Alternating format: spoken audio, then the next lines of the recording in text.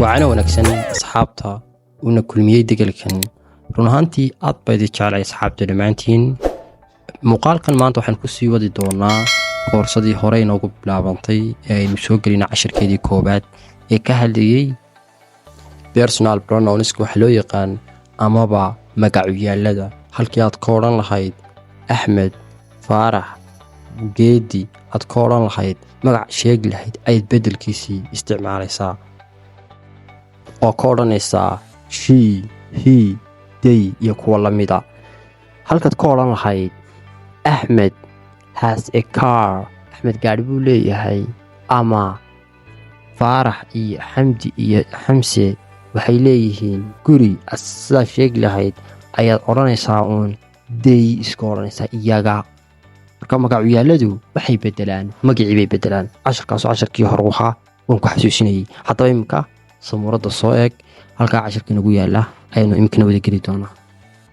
waayahay possessive adjective ayaad qaadanaysaa maanta waana casharkii labaad ee koorsadii noo bilaabantay haddaba muxuu yahay possessive adjective intaanan casharka guda gelin waxaan kaa siinayaa fahan yaroo kooban possessive adjective waxa weeye waa sifooyin lahaanshiyo hadda sida waxayga wixiisa waxooda iyo waxeena markaad English leedahay ku dheh ee aad sheegayso waxa loo yaqaanaa possessive adjective ana akhriyo hadana markaa qoraalka possessive adjective is a word or array that modifies taasoo wax ka bedesha noun magaca to show si lagu tuso who kuma or ama what maxay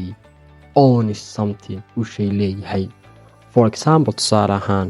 my computer waayahay or ama se your pen qalinkaaga are both labadiiba waxa weeye examples of what tusaalooyin possessive adjective maxay lahaanshiyaha sifeed ay tusaale u yihiin labadaasuba waayahay soo eg tusaalayaashan markaa hadaba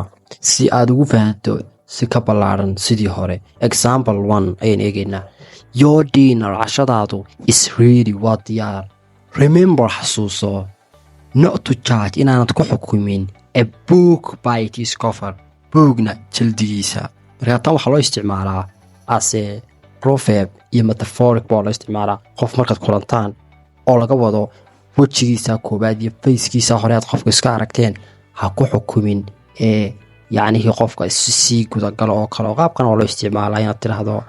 do not judge a book by its cover maybe I'm better than what you assuming laga yaabaa in ka fiican waxaad iga maraysanayso inagoo ku sii soconayna markaa example 3 tusaalaha saddexaad I would have waxay ahayd no kid inaan garaaco on their door albaabkooda but laakiin I heard waxaan maqlay their baby cunugoodii crying ooyaya waayahay qaybtan waxaan ku eegaynaa maxay kala yihiin possessive adjective sida liiska kaaga muuqataba may waxaa laga wadaa waxayga markaad leedahay this is my book kan waa buugayga that's your book kaasna waa buugaaga yourna waa waxaaga hisna waa wixiisa herna waa wixeeda itisna waa shayga aan noolayn ama aan caqliga lahayn wixiisa markaad sheegayso sida bisadu waxay xoqaysaa dhabarkeeda oo kale waayo awarna waa waxayaga deerna waa waxooda hadda waxaan ku xijinaynaa intaas example intaasoo tusaalayaal aynu gelinay soo eg markaa tusaalahan example tusaalaha koobaad waxaynu ka bixiyeynaa waxayga markaad sheegayso my brother walaalkay is coming home this weekend wuxuu imanayaa guriga dhammaadka wiiga ama fasaxa yaree kooban ee khamiista jimcaha waayahay their house gurigoodu is at the end of the street wuxuu ku yaalaa dhammaadka wadada itis ayaan eegaynaa haddana waa wixii aan caqliga lahayne the cat bisadu scratched waxay xoqday it is air dhegteeday xoqday waayahay haddana example-kan kale